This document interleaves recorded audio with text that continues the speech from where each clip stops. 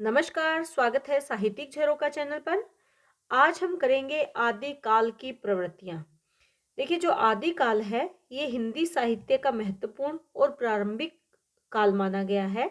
इसका समय संवत 1050 से 1375 स्वीकार किया गया है।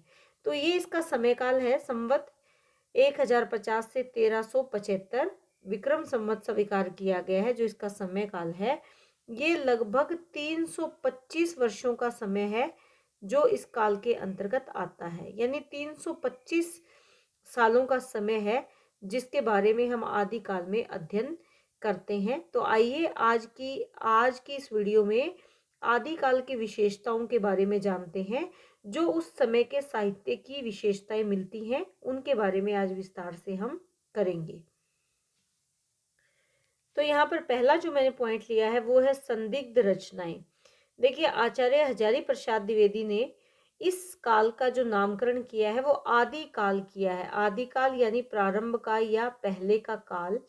लेकिन जो आचार्य रामचंद्र शुक्ल है वो इस काल में जो रचनाएं थी उन रचनाओं की विशेषताओं के आधार पर वो इसे वीर काव्य भी कहते हैं। वीर काव्य या वीर गाथा काल भी कहते हैं, वीर गाथा काल। आचार्य रामचंद्र शुक्ल ये मानते हैं। लेकिन जिन रचनाओं को वो आधार मानते हैं, जैसे कि खुमान रासो है, बीसल देव रासो है, पृथ्वीराज रासो है, परमाल रासो है, हमीर रासो है, ये मुख्य तौर पर रासो काव्यों को उन्होंने अपने नामकरण का आधार माना है। लेकिन हम अगर आदिकाल की विशेषताओं में देखें तो ये जो रासो ग्रंथ मिलते हैं इनमें भी बहुत सी खामियां हैं। अर्थात आदिकालीन साहित्य में ऐसी जो रचनाएं हैं वो अपने आप में संदिग्ध हैं। क्यों? क्योंकि वो अपने आप को प्रमाणित नहीं कर पाती। किस आधार पर? एक तो घटनाओं की दृष्टि से बहुत सी घटनाएं ऐसी है जो इन रासो काव्य में जो दी गई हैं, इतिहास की दृष्टि से वो जो घटनाएं हैं वो सत्य ही नहीं है। बहुत सी ऐसा ऐसा भी इसमें समय शामिल किया गया है जिस समय के अनुसार ये रचनाएं प्रमाणित नहीं मानी जा सकती। यानी समय की दृष्टि से भी ये रचनाएं संदिग्ध हैं। उसके पश्चात आता है भाषा। भाषा की दृष्टि से भी अगर विचार करें तो भी ये रचनाएं संदिग्ध है। और पात्रों के बारे में अगर जानने का प्रयास करें तो भी इन रचनाओं में दिए गए बहुत से ऐसे पात्र हैं जो संदिग्ध हैं, अर्थात जिनके बारे में प्रमाणिक रूप से कुछ भी नहीं कहा गया। हमारे ऐतिहासिक दृष्टि से अगर हम देखें तो ये रचनाएं प्रमाणिक नहीं है। तो आदिकाल का जो साहित्य है उसकी अपने आप में एक खास विशेषता क्या है या उसकी खासियत क्या है कि उस काल में जिन रचनाओं को शामिल किया गया है वो रचनाएं संदिग्ध है, अर्थात उनको प्रमाणिक नहीं माना जा सकता। दूसरी जो विशेषता है वो है राष्ट्रीयता का अभाव। देखिए, इस काल में जो साहित्य लिखा गया वो ज्यादातर राज्य या विरासत के जो सामंत थे या छोटे छोटे राज्य या विरासत के शासक थे उनके दरबार में रहने वाले कवियों ने साहित्य लिखा। तो जिसके जहां पर पालन पोषण जिनका हो रहा है, जिन कवियों को रहने की जगह मिल रही है, जीवन यापन के लिए आर्थिक सहायता मिल रही है, उन्होंने अपने राज्य और अपनी रियासतों में जो शासक थे या उच्च अधिकारी थे केवल उन्हीं की प्रशंसा की। इनके काव्य में कहीं भी देश प्रेम या राष्ट्र प्रेम की जो भावना है उसका अभाव नजर आता है। यानी कहीं पर भी इन्होंने राष्ट्रीयता या एकता के या देश प्रेम के भाव को अपने काव्य में स्थान नहीं दिया। तो ये भी आदिकालीन साहित्य की एक प्रवृत्ति है कि उन्होंने उस काल में जो कवि थे उन्होंने अपने राज्य के विस्तार के बारे में लिखाया, बताया, राज्य के जो शासक थे उनकी वीरता के बारे में बताया, अपने राज्य के प्रति अगर प्रेम के भाव थे, रियासतों के प्रति अगर लगन लगाव की भावना थी तो उसको भी अभिव्यक्त किया, अपनी रियासतों की शानो शौकत की प्रशंसा की। लेकिन अपने भारतवर्ष या देश के प्रति जो प्रेम का भाव है वो उनके काव्य में कहीं भी नजर नहीं आता। इसके पश्चात है धार्मिक व लौकिक साहित्य। देखिए, इस काल में जो साहित्य लिखा गया वो केवल रासो काव्य अर्थात वीर काव्य ही नहीं लिखा गया, बल्कि इसके साथ साथ धर्म से संबंधित काव्य भी लिखा गया और लौकिक साहित्य की भी रचना की गई। धर्म उस समय जैन धर्म, जिसके लिए जैन साहित्य लिखा गया। सिद्ध साहित्य की रचना की गई, जो सिद्धों का जो धर्म था, जो सिद्ध पंथ था, उनके साहित्य की भी रचना की गई। इसके साथ साथ नाथ पंथ से जुड़े हुए साहित्य की भी रचना की गई। जो शैव और वैष्णव ये मत थे वो तो चले ही आ रहे थे, लेकिन इसके साथ साथ हिंदू धर्म के साथ साथ जैन साहित्य, सिद्ध साहित्य और नाथ साहित्य की भी रचना इस काल में की गई। तो ये धार्मिक साहित्य जो इस समय में मिलता है, इसीलिए हम केवल वीर काव्य के अंतर्गत आने वाले ग्रंथों का अध्ययन नहीं करते, इसमें जो धर्म क्षेत्र के अंतर्गत आते हैं उन ग्रंथों का भी अध्ययन इस काल में आवश्यक हो जाता है। लेकिन इसके साथ साथ लौकिक साहित्य भी अपनी प्रमुखता रखता है, क्योंकि खुसरो यानी अमीर खुसरो, इनको आदिकाल से अलग नहीं किया जा सकता। अमीर खुसरो की आदिकाल में अपनी एक अलग पहचान है, क्योंकि जिस हिंदी खड़ी बोली की रचनाएं हम पढ़ते हैं वो आदिकाल में लिखने वाले या उस खड़ी बोली हिंदी का प्रयोग करने वाले अमीर खुसरो प्रथम कवि माने गए हैं। उसके बाद जो विद्यापति का काव्य है वो भी लौकिक साहित्य के अंतर्गत आता है। तो हम केवल वीर काव्य का अध्ययन इस काल में नहीं करते, बल्कि धर्म से जुड़ा हुआ और लोक जनजीवन से जुड़े हुए साहित्य का अध्ययन भी हमें इस काल में करने को मिलता है। तो ये भी इस काल की एक प्रमुख प्रवृत्ति है कि धार्मिक व लौकिक साहित्य, इनसे संबंधित जो रचनाएं हैं वो बहुत ही महत्वपूर्ण आदिकालीन रचनाएं मानी गई हैं। आगे जो हमारा पॉइंट है वो है आश्रयदाताओं का यशोगान। आश्रयदाता कौन थे? जो छोटी छोटी रियासतों के राजा थे। वो जो कवि थे, आदिकालीन जो कवि हैं, वो मुख्यतः वो कवि थे जो इन आश्रयदाताओं के आश्रय में रहकर, उनके दरबार में रहकर उनका यशोगान उन्होंने अपने काव्य के माध्यम से किया है। अपने आश्रयदाताओं की युद्ध वीरता को शामिल किया यशोगान में या अपनी काव्य रचना में। उसके साथ साथ धर्म के प्रति जो वीरता के भाव थे, दान वीरता और कर्म वीरता, यानी एक व्यक्ति विशेष में जो वीरता का भाव है उसके सभी पक्षों का, चाहे वो युद्ध में वीरता से लड़ रहा है, चाहे धर्म के क्षेत्र में भी वो धर्म को निभाने में भी अपना वीरता का प्रदर्शन करता है, दान देने में भी वो वीर है और कर्म करने में भी वो वीरता का ही परिचय देता है।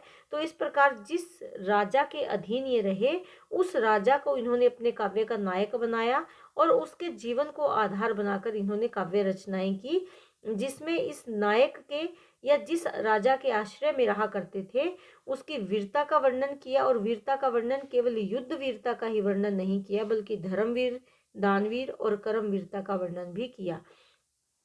लेकिन इस वीरता के वर्णन के साथ साथ इन्होंने अपने राजाओं को प्रसन्न करने के लिए श्रृंगारिक काव्य की भी रचना की, यानी इनके काव्य में श्रृंगारिकता भी मिलती है। तो ये श्रृंगारिकता का वर्णन क्यों किया या इसकी रचना क्यों की? क्योंकि अपने राजा जिसके अधीन ये रह रहे थे, उस राजा को या उस जमींदार को या उस रियासत के मालिक को, जो भी उस रियासत के मालिक थे, उनको प्रसन्न करना भी इनका मुख्य उद्देश्य रहा। इसीलिए इन्होंने श्रृंगारिक काव्य की भी रचना की है। तो इस प्रकार हम देखते हैं कि इन कवियों की काव्य रचनाओं का मुख्य उद्देश्य आश्रयदाताओं का यशोगान करना भी रहा है। इसके बाद नेक्स्ट जो हमारे पास पॉइंट है वो है वस्तु वर्णन। वस्तु वर्णन यानी आसपास की वस्तुओं का वर्णन करना, उस समय जो माहौल था उसके हिसाब से अपने काव्य को विस्तार देना। इन्होंने कथा के विकास पर बहुत अधिक कार्य नहीं किया, यानी ऐसा नहीं है कि इन्होंने कहानी एक जगह से प्रारंभ की और उसके विकास में लगे रहे, बल्कि इन्होंने अपनी रुचि के अनुसार अनेक वस्तुओं का वर्णन किया। जैसे रणसज्जा, यानी युद्ध भूमि में जाते समय सेना की और उसका जो मुखिया राजा था उसकी साज सज्जा कैसी की गई है, आक्रमण वो किस प्रकार से करता है, युद्ध कैसे होता है, विवाह में किस प्रकार से किन किन चीजों का उपयोग किया जाता है या किन किन रीति रिवाजों का प्रयोग किया जाता है। इसके साथ साथ नायक और नायिका का नक्शिक वर्णन भी किया गया, जैसे उसके अंगों का, अलग अलग अंगों का वर्णन, उसके लिए सौंदर्य प्रसाधन जो प्रयोग किए जाते थे उन वस्तुओं का वर्णन, जल के लिए यानी जल में की जाने वाली क्रीड़ाएं थी नायक या नायिकाओं की, उसका वर्णन भी किया है। इसके साथ साथ नायक जब शिकार पर जाता था, शिकार आखेट यानी शिकार का वर्णन भी किया है, बदलती हुई ऋतुओं का वर्णन, और इन ऋतुओं के कारण नायक और नायिका के मन पर कैसा प्रभाव पड़ता है उसका वर्णन भी किया है। इसके साथ साथ नगर की बनावट, उसकी साज सज्जा, उसकी कलाकृतियों का, इस प्रकार का वर्णन भी इन्होंने अपने काव्य में किया है। तो इन्होंने वस्तु वर्णन पर भी बहुत अधिक ध्यान दिया, यानी अपने काव्य की कथा को विस्तार देने की बजाय इन्होंने अपनी रुचि के अनुसार जो इनको अच्छा लगा, जैसे रण सज्जा के बारे में, और अच्छा क्यों लगा, क्योंकि जो इनके आश्रयदाताओं को अच्छा लगेगा, जिससे वो प्रसन्न होंगे, वही इनको भी अच्छा लगेगा। और आश्रयदाता कब प्रसन्न होगा, जब उसे अपने बारे में अपने अपने जीवन से जुड़ी हुई प्रशंसा जब उसे सुनने को मिलेगी। तो इसीलिए इन्होंने वस्तु वर्णन भी बहुत अधिक ध्यान अपने काव्य में दिया है। उसके बाद है प्रकृति वर्णन। देखिए, कोई भी कविता प्रकृति के बिना पूर्ण नहीं होती, चाहे वो किसी भी युग से क्यों ना जुड़ी हो। तो आदि काल में भी प्रकृति का वर्णन किया गया है अपने काव्य में। मनोभावों को व्यक्त करने के लिए प्रकृति आलंबन और उद्दीपन रूप में इन्होंने प्रयोग किया है प्रकृति को, यानी भावों को सहारा देने के लिए और उन भावों को तेज करने के लिए, तो आलंबन और उद्दीपन रूप में। लेकिन इनका जो प्रकृति वर्णन है वो कोई बहुत ज्यादा अच्छा नहीं माना गया। इसमें नीरसता और शुष्कता है प्रकृति वर्णन में। लेकिन फिर भी जैसे नगर का, नदियों का, वनों का, पर्वतों का इन्होंने विस्तार से वर्णन अपने काव्य में स्वतंत्र रूप से इसका चित्रण किया है। लेकिन ये आप ध्यान में रखेंगे कि इनका जो प्रकृति वर्णन है वो बहुत अधिक रसमय नहीं है, बल्कि वो नीरस है। नीरस और शुष्क प्रकार का वर्णन इन्होंने प्रकृति का किया है, और अपने भावों को अभिव्यक्त करने के लिए आलंबन और उद्दीपन रूप से इसका प्रयोग किया है। इसके बाद आदिकालीन काव्य की एक और मुख्य प्रवृत्ति क्या है, जन जीवन से अछूता काव्य। यानी जो सामान्य जन है, सामान्य साधारण लोग हैं, उनके जीवन से अछूता रहा ये काव्य। उन सामान्य जनता के दुख तकलीफ या उनके जीवन के बारे में इन कवियों ने किसी प्रकार की चर्चा नहीं की। उन्होंने अपने केवल राजा को प्रसन्न करने में ये लगे रहे। राजा की प्रशंसा, राजा की वीरता, राजा का युद्ध वर्णन, राजा का नक्शिक वर्णन, राजा का शिकार कैसे करता है, ये सब तो उनको दिखाई दिया। लेकिन जनता का जीवन कितना दुख से भरा हुआ था, क्योंकि छोटी छोटी रियासतें थी, बाहरी आक्रमण, जो मुगल थे वो बाहरी आक्रमण उन्होंने प्रारंभ कर दिए थे, हिंदू राजा आपस में लड़ते रहते थे। तो इससे सामान्य जनजीवन सुखी नहीं था। आर्थिक अभाव, आर्थिक तंगी का सामना इनको करना पड़ रहा था। क्यों? क्योंकि चारों ओर युद्ध का वातावरण था।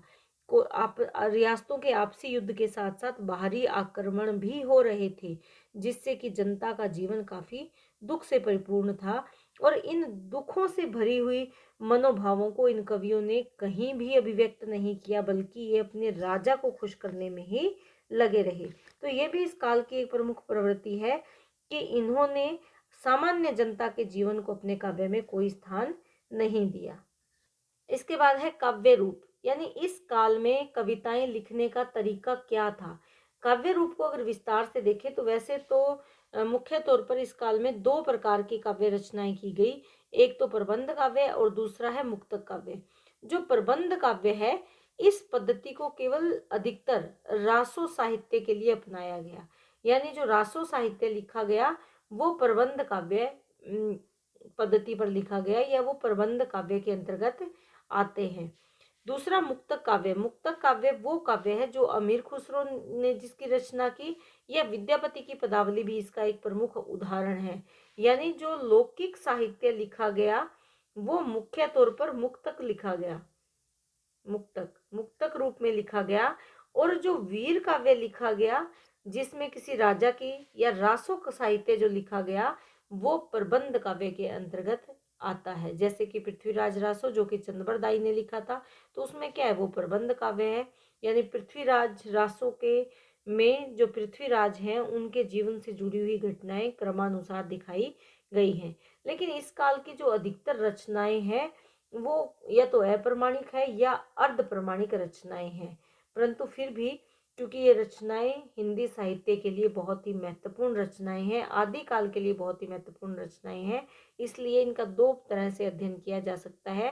पहला काव्य रूप है प्रबंध काव्य और दूसरा काव्य रूप है मुक्तक काव्य। इसके बाद है भाषा। देखिए, भाषा तो किसी भी भाव को अभिव्यक्त करने का मुख्य आधार होती है। तो जो इस काल में यानी आदि काल में जो साहित्य लिखा गया, उसमें दो प्रकार की भाषाओं का प्रयोग किया गया। एक थी डिंगल भाषा।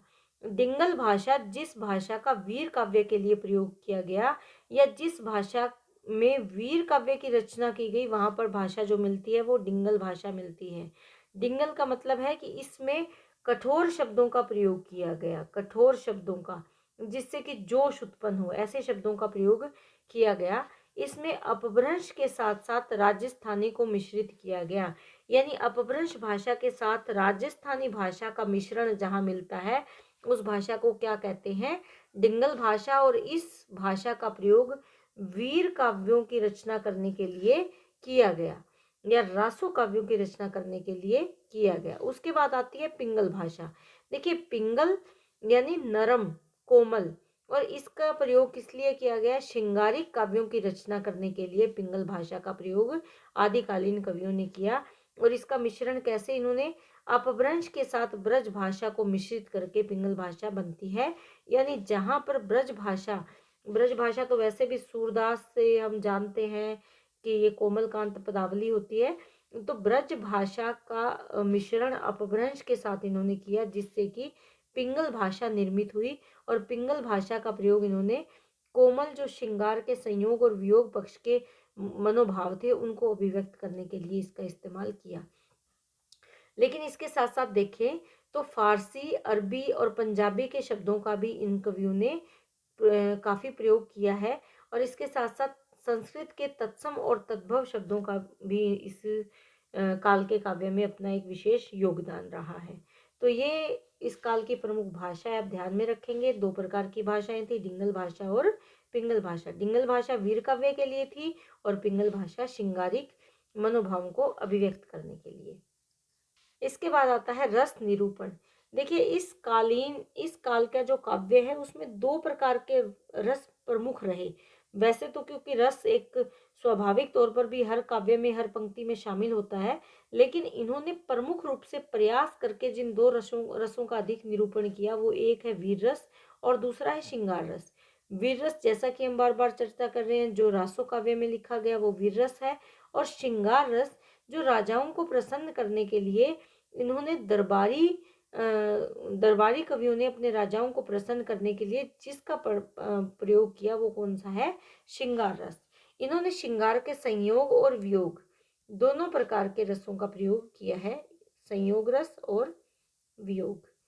संयोग और वियोग जब नायक नायिका साथ है, और वियोग जब विरह की अवस्था है, जब नायक नायिका साथ नहीं है। तो इस प्रकार के जो रस का प्रयोग है वो किसमें किया, उस काव्य में किया जो इन्होंने अपने राजाओं को प्रसन्न करने के लिए लिखा था। और वीर रस उस काव्य में जो इन्होंने अपनी राजा की प्रशंसा में लिखा था, उसकी वीरता के बारे में बताने के लिए। तो मुख्य तौर पर दो प्रकार के रसों का इन्होंने प्रयोग किया है, लेकिन इसके साथ साथ स्वाभाविक रूप से अन्य रसों का भी इसमें समावेश देखा जा सकता है। इसके बाद देखें छंद व अलंकार। देखिए, इस काल में जो छंद लिखे गए, क्योंकि दो प्रकार के काव्य लिखे गए, एक तो वीर काव्य और दूसरा श्रृंगार काव्य, यानी एक तो वीरता से परिपूर्ण और दूसरा प्रेम से परिपूर्ण। तो इस तरह का जो काव्य लिखा गया, उस काव्य में देखें तो तोटक और तोमर, जो कि कठोर शब्दों के साथ जुड़े होते हैं, या जिसमें कि जिन छंदों में वीरता के भाव प्रकट होते हैं, तो इन्होंने तोटक तोमर के साथ साथ रोला, छप्पे, कवित, कुंडलियां, उलाला, गाथा और दोहा जैसे छंदों का इस्तेमाल भी अपने कविता के लिए या अपने काव्य के लिए किया है। उसके बाद अगर अलंकारों की बात करें तो शब्दालंकार और अर्थालंकार दोनों का इन्होंने सुंदर प्रयोग किया है। शब्दालंकार में विशेष रूप से अनुप्रास और यमक का प्रयोग किया है, और अर्थालंकार में उपमा, रूपक, उत्प्रेक्षा और अतिशोक्ति अलंकार का प्रयोग किया है। इसके साथ साथ जो अन्य अलंकार है वो भी स्वाभाविक रूप से इसमें शामिल है। हम किसी विशेष अलंकार का ही यहाँ पर ऐसे नाम नहीं ले सकते, क्योंकि कवियों ने केवल अपने राजाओं को प्रसन्न नहीं किया, कहीं ना कहीं उनके मन की गहराइयों से भी एक काव्य की रचना की गई है। तो स्वाभाविक छंद, अलंकार, शैली, ये सब आ जाना भी स्वाभाविक रूप से निश्चित है या तय है। तो इस प्रकार छंद और अलंकारों का भी इस काल के काव्य में सुंदर प्रयोग किया गया है। तो आज हमने जाना कि आदिकालीन जो साहित्य है उसकी क्या प्रमुख प्रवृत्तियां हैं। इस इन प्रवृत्तियों को देखकर हम समझ सकते हैं कि आदिकालीन साहित्य अपने आप में बेजोड़ है और हमारे हिंदी साहित्य की नींव है, क्योंकि इस काल में जो साहित्य लिखा गया वही साहित्य धीरे धीरे फलता फूलता नए रूप में बदलता रहा और एक समय ऐसा आया जब आगे चलकर हिंदी साहित्य का स्वर्णिम की पृष्ठभूमि तैयार की, क्योंकि आदिकाल के बाद जो भक्ति काल आया था वो हिंदी युग का स्वर्ण काल कहा जाता है। तो इसलिए आदिकालीन जो साहित्य है वो हिंदी साहित्य की ये कह सकते हैं कि मजबूत जड़ों के समान है, जहाँ से हिंदी साहित्य फलने और फूलने के लिए एक अंकुर जो है वो निकला था। वो कहाँ से निकला था? हिंदी साहित्य का आदिकाल से। तो आज का वीडियो उम्मीद करती हूँ कि आपको बहुत अच्छे से समझ में आया होगा। अगर ऐसा है तो अपना कमेंट ज़रूर करें और इसके साथ साथ वीडियो को लाइक शेयर और सब्सक्राइब करते रहें। बहुत बहुत धन्यवाद।